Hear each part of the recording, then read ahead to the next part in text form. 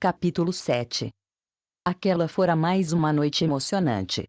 Após a plateia testemunhar mágicas e misteriosas manifestações, Frabato passou ainda 2 horas respondendo a perguntas de jornalistas e outros interessados. Quando a agitação terminou, pôde finalmente retornar ao hotel e por volta de meia-noite entrou em seu quarto, deitando-se exausto na cama. Apesar disso, não conseguiu adormecer, mudando de posição várias vezes sem obter sucesso.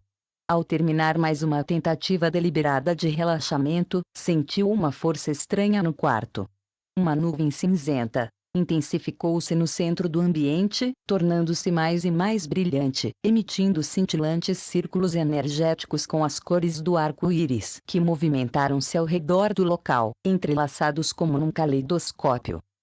Um sussurro foi ouvido, enquanto a luz condensava-se cada vez mais.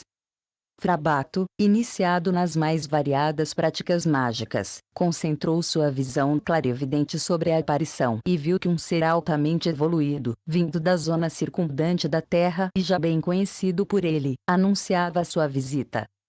Frabato supôs algum assunto urgente, afinal, por que uma inteligência como essa apareceria àquela hora da noite? A entidade condensou-se por si mesma, embora tais fenômenos ocorram por intermédio de um grande gasto energético por parte do interessado. Diante de Frabato, a nuvem luminosa materializou-se na forma de um ser espiritual cujos olhos brilhantes fitaram o mago gravemente. Frabato, você corre perigo. Deve deixar este país de até amanhã ao meio-dia. Através de mentiras e difamações, inimigos articularam-lhe uma acusação de traição e essa suspeição política tornar-se-irá uma grave ameaça à sua vida. Portanto, haja rapidamente. A ordem de prisão já foi emitida. Escapar é sua única opção. Um conflito aberto com a ideologia fanática dos terrenos seria completamente sem sentido. Deixe todos os seus pertences para trás. Apresse-se. Estou lhe avisando. As últimas palavras foram ditas como que de longe. O ser dissolveu-se em uma névoa de luz que lentamente se dissipou. A sala ficou escura. Novamente só uma fragrância agradável persistia, lembrando a estranha visita.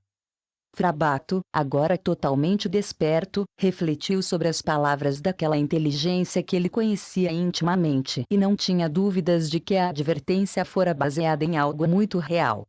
Antes de planejar a fuga, tratou de envolver-se totalmente com a caixa de modo que seus pensamentos e planos permanecessem invisíveis ao mundo espiritual, pois, caso contrário, seus inimigos conheceriam seus planos por meio de determinadas entidades ou de um médium em transe. O segredo do completo isolamento acástico, bem como a capacidade de destruir qualquer impressão nesse reino, era uma arte desconhecida de seus inimigos. Apenas algumas pessoas na Terra, pertencentes como Frabato à Fraternidade da Luz, sabiam desses segredos e suas aplicações práticas. Frabato elaborou o plano de fuga. Achou difícil deixar para trás tudo o que tinha estabelecido, mas a situação exigia que todas as suas posses e benefícios terrenos fossem abandonados a fim de poder escapar com vida. Como conhecesse os métodos dos opositores, deveria ser precavido e agir antes que fosse tarde demais. A madrugada já irrompia quando ele finalmente terminou o seu plano. A fim de descansar até a hora da partida, realizou uma série de meditações especiais que o ajudariam a compensar o sono perdido. Às 7 em ponto lavou-se com água fria a fim de parecer revigorado e descansado. Vestiu-se cuidadosamente, distribuiu seu dinheiro e documentos nos bolsos do terno. Pouco tempo depois dirigia-se ao restaurante do hotel para o café. Sentou-se numa mesa vazia e fez seu pedido. Planejara visitar o gerente do hotel em seu escritório, mas foi poupado do esforço pois o gerente, como que guiado por bons ventos, adentrou o salão. Frabato acenou-lhe, convidando-o à mesa. O gerente, um simpático e prestativo cavalheiro, cumprimentou Frabato. Bom dia, senhor, dormiu bem? Existe algo que eu possa fazer pelo senhor? Espero que esteja tendo uma estadia agradável. Frabato permaneceu em silêncio enquanto o gerente sentava-se e então disse: Estou muito satisfeito com sua hospitalidade, com a comida e com o atendimento. Tenha certeza de que recomendarei seu hotel sempre que a ocasião surgir. Como sabe, pretendo ficar por mais 15 dias e gostaria de pagá-los antecipadamente, para que não duvidem de minha gratidão. Ele enfiou as mãos no bolso do paletó e entregou o dinheiro ao gerente, que prontamente fez um gesto indicando não haver necessidade de pré-pagamento, mas Frabato, insistente, dissuadiu-o a aceitar. Pouco depois, o gerente trazia um recibo do escritório. Como estivesse acostumado aos hábitos gentis dos clientes, não suspeitou de nada, tampouco ficou descontente com a antecipação, pois sempre havia aqueles que saíam sem pagar. Além disso, estava honrado com a presença contínua de Frabato, que em pouco tempo tornara-se uma celebridade. Tomando o recibo nas mãos, Frabato confidenciou: "Você sabe que estou sempre cercado por repórteres, tenho um compromisso com um amigo e depois irei ao café perto do obelisco da cidade. Estarei de volta em 2 horas. Caso alguém queira ver-me, por favor peça-lhe que vá embora." O gerente não tinha nenhuma razão para desconfiar e garantiu sua discrição a Frabato. Despediram-se e pouco depois o mago desaparecia no trânsito da cidade. Com um único terno, sem casaco ou chapéu, Frabato caminhou pela estreita rua antes de encontrar finalmente um ponto de táxis familiar. Havia poucos automóveis esperando, e apenas alguns motoristas conversavam e fumavam animadamente. Frabato acenou a um deles que, prestativo, ofereceu seus serviços e partiram em seguida. Depois de aproximadamente 3 quilômetros, chegaram ao destino e Frabato pagou a passagem após que misturou-se aos pedestres novamente. Conhecia outro ponto de táxis nas proximidades e percorreu o trajeto encontrando, ao final, apenas alguns carros disponíveis estacionados. Observou-os cuidadosa e silenciosamente para não levantar suspeitas, escolhendo o maior deles, com um motor de 6 cilindros. Acomodando-se no banco traseiro, sacou imediatamente uma nota de 100 marcos, a qual entregou ao motorista, dizendo: "Tenho pressa, preciso chegar à fronteira rapidamente. Acabo de receber um telegrama dizendo que meu pai está morrendo e preciso voltar para casa o mais rapidamente possível. Pagarei o dobro, mas seja rápido." O rosto severo de Frabato, acompanhado da nota de 100 marcos, foram suficientes para convencer o motorista e em pouco tempo dirigiam-se à fronteira. O homem sequer suspeitara tratar-se de uma fuga. Enquanto o táxi avançava, 2 cavalheiros entravam num hotel em Dresden, perguntando pelo mago na recepção. O funcionário informou que Frabato retornaria por volta das 10h30. Ao invés de esperarem no lobby, permaneceram do lado de fora até o suposto momento do retorno do mago. Como isso não acontecesse, voltaram impacientes a fim de falar com o gerente, identificando-se: "Departamento de Polícia Criminal. Pode nos dizer o paradeiro do Sr. Frabato?" O gerente, que tinha sido desagradavelmente surpreendido no início, sentiu-se aliviado ao saber que estavam apenas procurando seu ilustre hóspede. "Senhores", respondeu ele, "Frabato não tem ideia de que o estão procurando. Esta manhã, pagou-me 15 dias de antecedência por sua hospedagem. Seu carro está na garagem, sua bagagem e roupas estão no quarto. Ele disse que iria a uma reunião no café perto da Torre Central e certamente estará aqui em alguns minutos." Os 2 senhores agradeceram ao gerente, deixando-lhe um número de telefone que deveria ser acionado quando Frabato retornasse. Em seguida, deixaram o hotel, apressando-se na direção do citado café. Lá chegando, e, diante da negativa dos garçons, que não haviam visto o mago por ali, os policiais informaram ao escritório que Frabato havia fugido. Logo, grande número de policiais averiguavam os pontos de táxi da cidade a fim de obter informações sobre o paradeiro do mago e, com a ajuda de fotografias e descrições pessoais, encontraram alguns rastros, os quais falharam na captura do homem procurado. A polícia foi forçada a admitir, com relutância, que Frabato havia conseguido escapar deles. Enquanto isso, após uma alucinada corrida, Frabato atingia seu destino pontualmente às 11h30. Agradeceu ao motorista, pagando-lhe o dobro da tarifa, andou tranquilamente até a estação da fronteira, a qual, não tendo nenhuma bagagem consigo, conseguiu atravessar rapidamente. O taxista deixou seu motor esfriar um pouco, inclinou-se satisfeito em seu assento e acendeu um cigarro. Gostaria de ter um passageiro desses todo dia, pensou contando as notas. Frabato tinha visto livre já que adentrava seu país natal e mal cruzou o portão da fronteira quando os alto-falantes do lado alemão soaram. Advertência. Advertência. Todas as estações de fronteira do Reich alemão. O mágico de palco Frabato está tentando escapar das autoridades alemãs e deve ser impedido. Presume-se que esteja utilizando um táxi para fugir via fronteira. Uma descrição detalhada de Frabato seguiu-se, bem como um suspiro aliviado do mago, que caminhava em direção à cidade fronteiriça pensando: foi por um triz, mas consegui. Estava seguro agora em seu país natal, além de ter frustrado outro plano da loja Fogg. Seus bens, porém, tinham sido abandonados e ele teria que se adaptar a um novo estilo de vida. Não levava muito dinheiro consigo, mas o que tinha ali seria suficiente por algum tempo. Enquanto almoçava no restaurante da estação, na pequena cidade, pensou sobre o que acontecera há poucas horas e como pudera escapar com vida.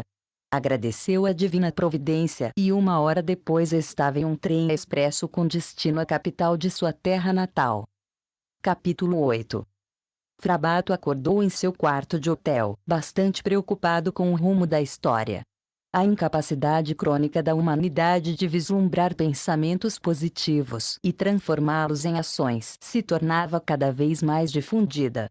A perseguição política, juntamente com a tortura e o assassinato, havia se tornado a ordem do dia, e logo nos conduziria a uma orgia de destruição. Com seus olhos espirituais, Frabato podia ver o desenrolar dos acontecimentos na caixa, mas as leis imutáveis do silêncio não lhe permitiam discutir estes assuntos em público. Seu próprio destino, também, tomaria um rumo trágico. Ele não seria autorizado a usar seus poderes mágicos para alterar seu fado, pois cada ser no universo é limitado pelas leis do karma. Ele sentia algum consolo, contudo, no fato que a providência divina o sustentaria durante este tempo de perseguição. Ele sabia que era protegido pelos irmãos de luz, de modo que pudesse realizar sua missão na Terra. Para livrar-se destes pensamentos deprimentes, ele refugiou-se, durante alguns minutos, numa meditação especial. Então, tomou um banho e logo depois deixou o hotel, completamente renovado. Os habitantes da metrópole pareciam ter feito pressa e velocidade seus slogans, pois já havia alvoroço e pressa em muitas ruas da cidade. Frabato escolheu um restaurante numa rua tranquila para seu café da manhã. Na mesa ao lado, 3 cavaleiros estavam engajados numa conversa animada. Ao contrário de seu hábito costumeiro, Frabato pegou um jornal para se familiarizar com um novo meio. Ele não tinha pressa, até agora, pois não tinha planos para o futuro. Ao ler o jornal, ele ouviu um pouco da conversa na mesa ao lado, especialmente porque uma dos 3 cavaleiros estava explicando seu ponto de vista bastante alto e com bastante entusiasmo. O interesse de Frabato foi bruscamente ativado enquanto percebeu que metafísica e espiritismo constituíam o assunto da conversa. Ele começou a assistir os 3 homens discretamente, embora sem fazer uso de sua clarividência, deduzindo que um dos cavaleiros era um cientista, enquanto que os outros 2 eram homens de negócio. Depois de ouvir as opiniões deles por algum tempo, Frabato foi incapaz de suprimir um sorriso, já que tantas ideias confusas e bastante erradas haviam sido misturadas. Um dos homens passou a olhar para Frabato e tomou ciência de seu sorriso indulgente. Por um momento o homem foi incapaz de se decidir entre 2 possibilidades. Ou este senhor sorrindo na mesa ao lado sabia mais sobre o assunto da conversa que os locutores em questão, ou ele acha este assunto uma idiotice. Finalmente, ele decidira que a primeira era o caso, apesar do fato que a aparência de Frabato não pendia para qualquer conclusão definitiva. Ele parecia como um homem médio, um cara na rua. Durante uma pequena pausa na conversa, o homem que estava observando Frabato sussurrou alguma coisa para seus amigos. Os outros dois olharam para Frabato e, em seguida, assentiram. O primeiro cavalheiro se levantou imediatamente e se aproximou da mesa de Frabato. Perdoe-me por incomodá-lo, senhor, mas parece que você é um especialista em ocultismo. Permitam-me, portanto, convidar-te a participar de nossa conversa. Meu nome é K, e sou um fabricante de instrumentos ópticos. Frabato aceitou o convite de um modo amigável. Tendo-se apresentado, se sentou na mesa vizinha. Mr. K introduziu seus parceiros, Sr. P, um gerente bancário, e o professor G, um doutor em química. O professor era incapaz de controlar sua curiosidade. Senhor Frabato, você não é o clarividente ou ocultista que muitos jornais têm informado já há algum tempo. Se esse for realmente o caso, então eu devo considerar como boa sorte encontrá-lo aqui. Frabato, que agora percebera que não poderia passar desapercebido nesta cidade, acenou para o professor, dizendo: sim, eu sou aquele que você leu nos jornais. Você realmente é sortudo em me encontrar aqui, pois, estritamente falando, minha presença aqui é preferivelmente involuntária. Eu não tencionava rir de vocês, no entanto, alguns de seus pontos de vista sobre metafísica não estão exatamente corretos. Naturalmente, os cavaleiros queriam saber o porquê de Frabato vir à cidade involuntariamente. Frabato contou-lhes toda a história e, chocados, eles prometeram ajudá-lo com tanto que pudessem. Todos o convidaram para suas casas, e, visto que Frabato não havia fixado planos, ele decidiu dedicar as 3 noites seguintes às suas novas amizades. Uma das noites implicaria numa pequena festa com alguns amigos e conhecidos. Frabato tomou isso como um ato do destino e benevolentemente concordou. Na realidade, mais tarde ele encontrou tanto apoio neste círculo que ele foi capaz de superar sua situação desesperadora. Em primeiro lugar, os cavaleiros perguntaram-lhe muitas questões sobre os fenômenos ocultos, que Frabato respondeu tão claramente quanto possível. No entanto, ele frisava que havia uma grande quantidade de conhecimento no campo que só poderia revelar-se para um verdadeiro praticante. Os 3 homens logo admitiram que tinham visto as coisas por uma perspectiva errada. Depois de 2 horas passadas, eles começaram a discutir o problema do destino. O professor era da opinião que não havia eventos pré-determinados, mas que o homem era o arquiteto de seu próprio destino. Embora o professor desse boas razões para corroborar seus pontos de vista, Frabato respondia com risos divertidos.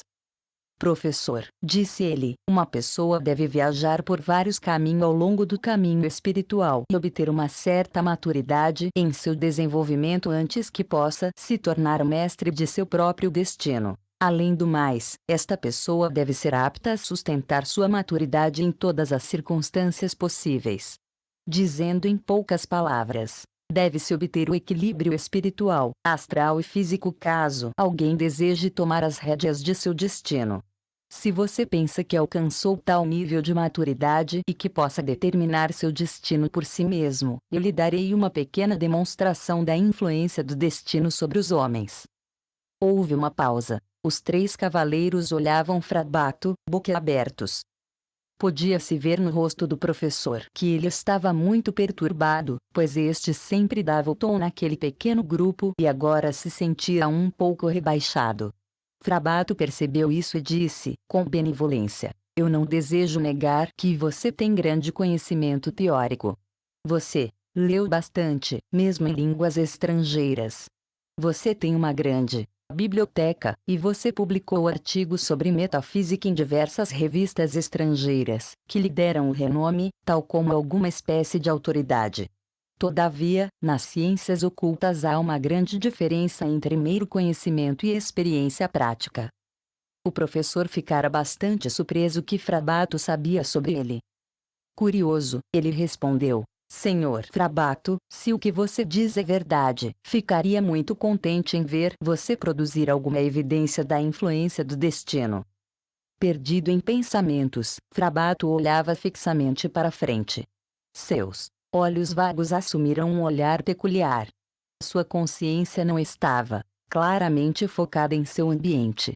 Esta condição durou pouco tempo. Então, Frabato piscou os olhos como se despertasse de um sono profundo, sorriu ao professor e disse: Eu acabei de olhar para seu futuro com meus olhos espirituais.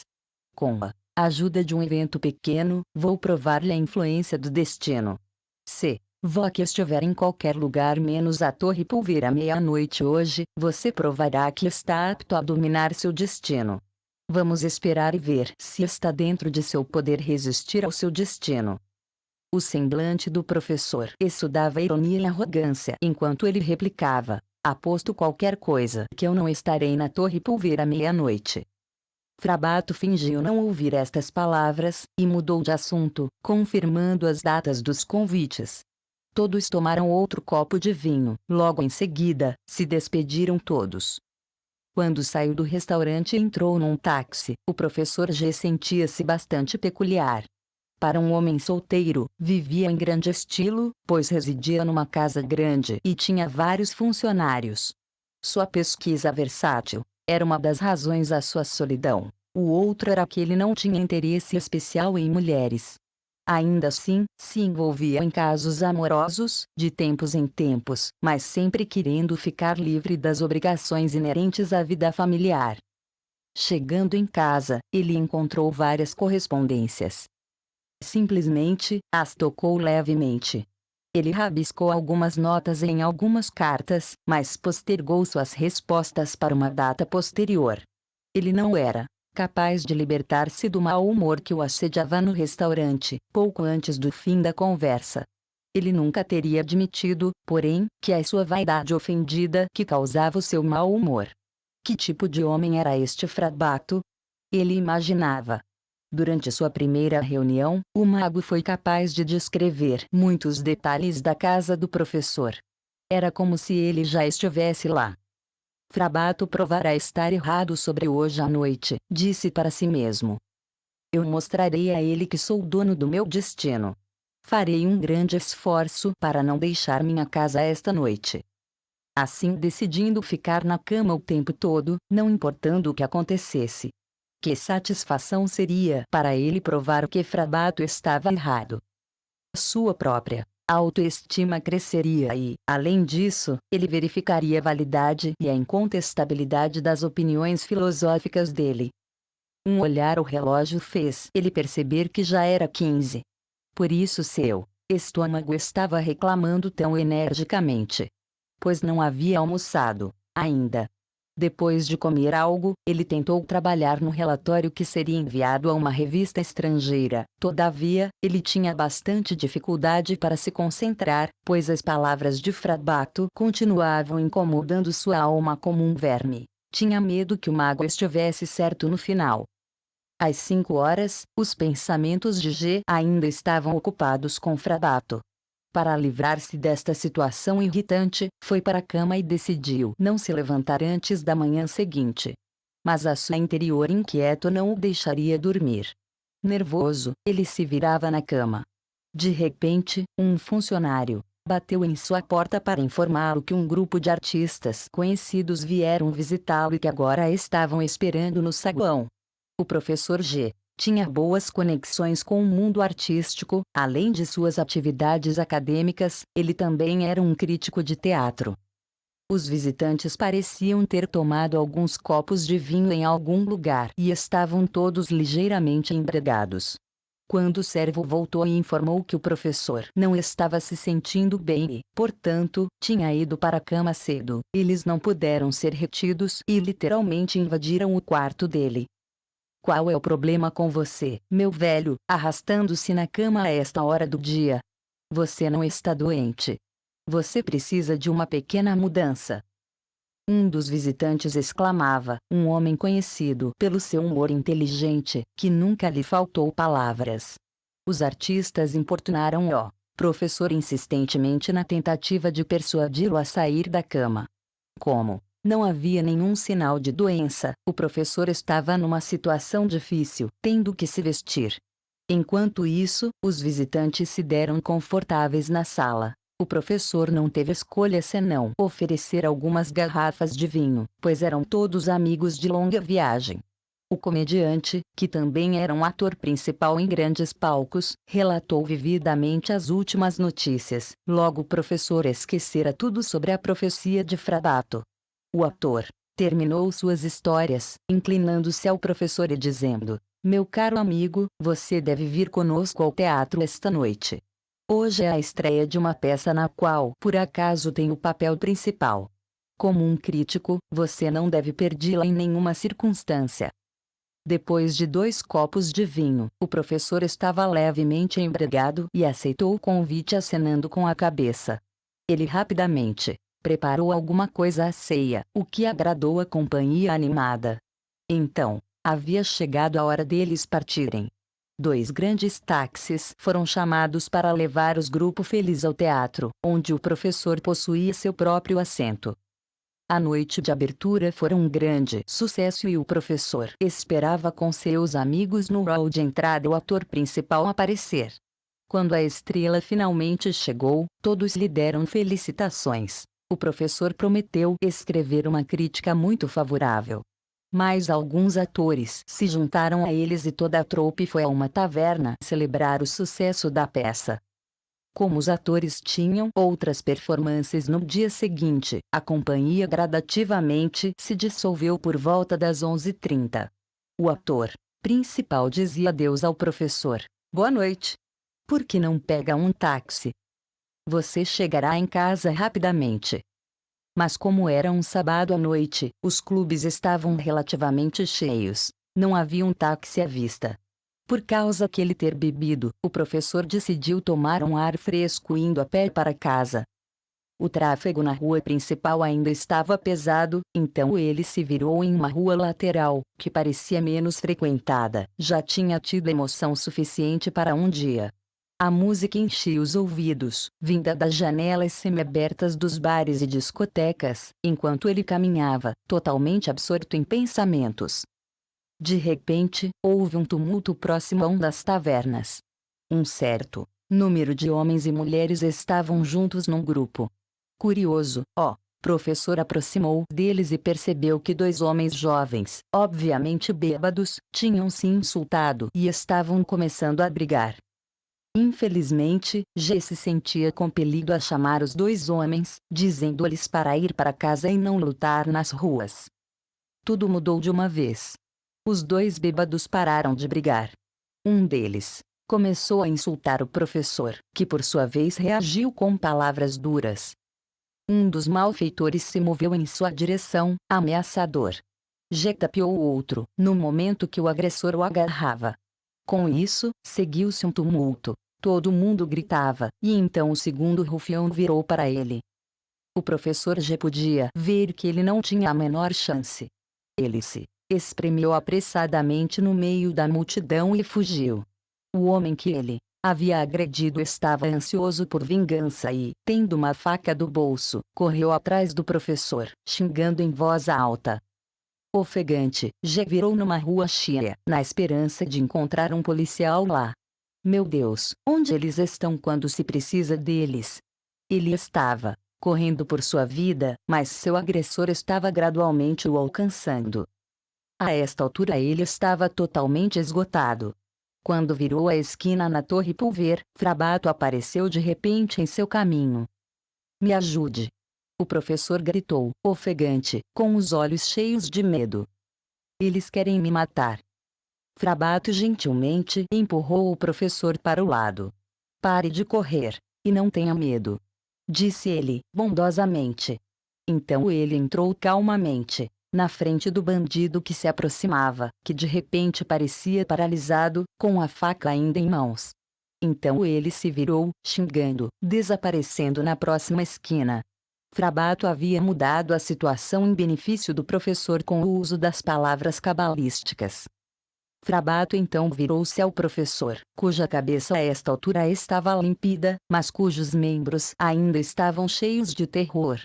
Um pouco gago, ele disse a Frabato: se você não tivesse aparecido, eu seria um cadáver agora.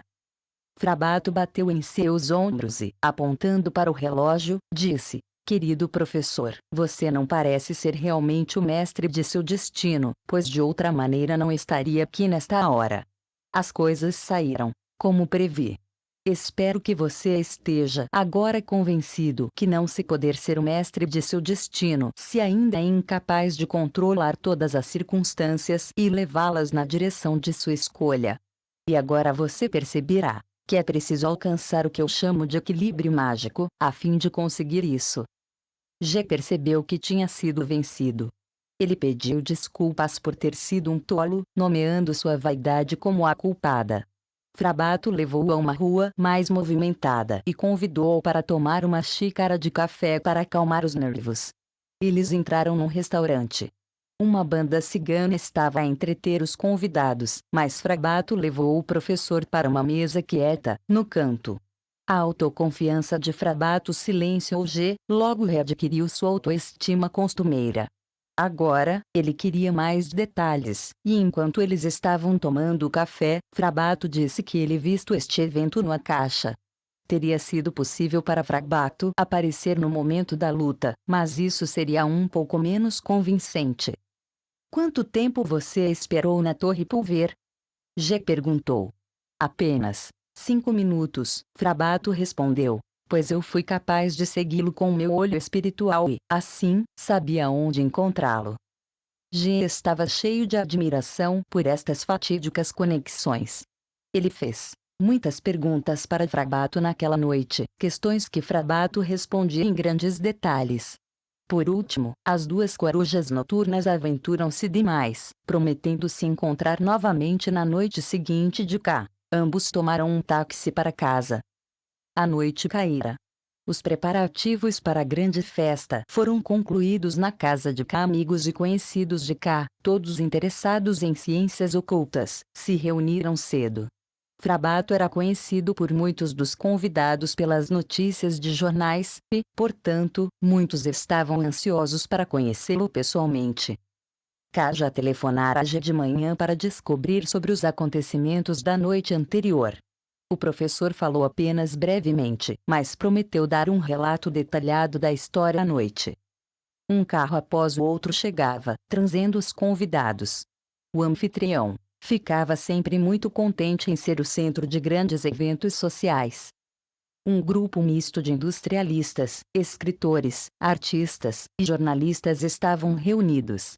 Às 7h30, K cumprimentou seus convidados com poucas palavras, anunciando que Frabato chegaria às 8h. Ele perguntou ao amigo G sobre sua experiência. O professor contou a sua história de modo impressionante e exaustivo, de acordo com a profecia de Frabato. Seus relatos sobre a noite passada exaltavam a expectativa de todos sobre Frabato, pois muitos dos convidados queriam lhe pedir por conselhos relativos a assuntos pessoais. Quando sua chegada foi finalmente anunciada pelo dono da casa, houve silêncio imediato. K introduziu Frabato, apresentando-o com poucas palavras, servindo o jantar ao mesmo tempo, de modo a criar um clima casual. O anfitrião não poupou gastos. Foram servidos aos convidados as bebidas mais requintadas e uma larga seleção das melhores comidas. Frabato tomou o lugar de honra na ponta da mesa e fez uso desta oportunidade para estudar cada um dos convidados discretamente. Até o momento a mesa estava limpa. Frabato já tinha uma ideia dos pensamentos mais secretos deles, embora tivesse a impressão de não estar interessado em nenhuma pessoa em particular. Então, enquanto a parte mais interessante da noite começava, K estava preocupado que seus convidados pudessem iludir Frabato. Frabato veio ao seu socorro e subiu para agradecer o seu anfitrião pelo convite, louvando sua excelente hospitalidade e expressando quão satisfeito ele estava por muitos amigos da casa estarem interessados nas ciências ocultas. K ficou claramente satisfeito com estas palavras, e começou a contar a todos como ele teve a chance de conhecer Frabato. Cerca de meia hora de conversa havia passado, e alguns dos convidados começaram a ficar ansiosos, achando que seria impossível trocar uma palavra com Frabato naquela noite. Em cima disso, muitos deles esperavam manifestações sobrenaturais. Frabato pediu por uma xícara de café e, enquanto agitava o açúcar, começou a falar. Senhoras e senhores, muito de vocês já ouviram sobre espelhos mágicos e bolas de cristal. Um verdadeiro iniciado, porém, é capaz de usar qualquer tipo de líquido como um espelho mágico, mesmo um copo de café. Uma atriz estava perto de fazer-lhe uma pergunta quando Frabato pediu para que ela fizesse silêncio. Eu sei que você está prestes a perguntar se sua performance amanhã será um sucesso, já que você está atuando num papel novo e que tem cometido alguns erros no ensaio geral. Ele olhava a sua xícara de café com concentração intensa, como se estivesse lendo o evento diretamente da xícara, embora, de fato, a superfície escura simplesmente lhe permitia olhar o futuro com seus olhos espirituais. Pode ter certeza, ele continuou. Será um grande sucesso e haverá muitos aplausos para você. A atriz ficou agradavelmente surpresa e, sabendo que Frabato era capaz de ler seus pensamentos mais secretos, ela se sentiu incapaz de dizer uma única palavra. Em qualquer caso, ela estava muito satisfeita com o que ouvira. Ninguém precisará dizer uma palavra a mim, continuou Frabato. Direi a todos o que o destino vos reserva. Então, ele se dirigiu a um dos empresários num tom sério. Seu futuro parece ermo, pois, o acordo que assinou há 2 dias falirá a você. O cavalheiro em questão tinha, de fato, assinado tal acordo, e agora ficava profundamente chocado ao ouvir esta profecia. Infelizmente, o que Frabato havia declarado em breve se tornaria realidade. Do mesmo jeito, Frabato revelou o futuro próximo a todos os convidados. Quando todos já tinham feito suas perguntas e uma rapariga estava prestes a fazer outra pergunta, Frabato colocou seu dedo indicador da mão direita na boca para indicar silêncio. Imediatamente, todos ficaram quietos, observando Frabato com curiosidade. O mago estava olhando a um canto da sala como se ele percebesse algo de extraordinário aí. Por alguns segundos, seu rosto assumiu uma expressão de distração. Então ele inalou profundamente, voltando-se a cá, disse: Meu querido amigo, não é correto você deixar sua irmã caçula sozinha lá em cima no quarto. Você disse para ela sobre mim hoje, e ela está bastante ansiosa para falar comigo também. Você não precisa ter vergonha de colocar sua irmã doente entre nós, pois a doença não é uma vergonha. Posso vê-la chorando amargamente. As palavras de Frabato tanto surpreenderam K como o acabrunou profundamente. Ele fez uma covarde confissão que não tencionava deixar sua irmã doente misturada com os convidados, com o receio de que o ambiente a estragasse. Isso, segundo ele, tinha sido a única razão por sua decisão. Agora ele estava bastante abalado por isso não ter permanecido escondido de Frabato. Se nenhum dos presentes tiver qualquer objeção, K agora traria sua irmã. Sua sugestão foi aceita de forma unânime, e 2 senhoritas voluntariamente ajudaram a garota debilitada a se vestir. K foi até a sua irmã com as 2 senhoritas. Ela estava deita em sua cama com os olhos cheios de lágrimas.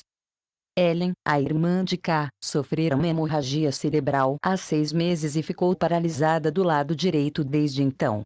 Os melhores médicos tentaram tratá-la, mas ainda não havia esperança de cura. Ela tinha apenas 23 anos de idade.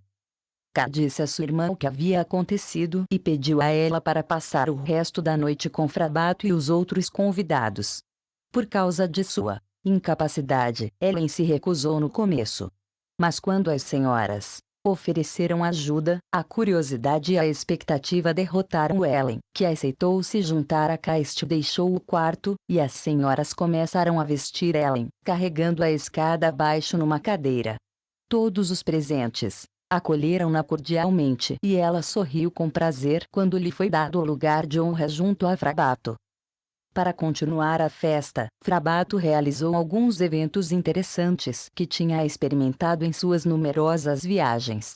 Os convidados ouviam atentamente, mas secretamente, esperando mais uma prova das habilidades de Frabato e, consequentemente, estavam cheios de expectativa.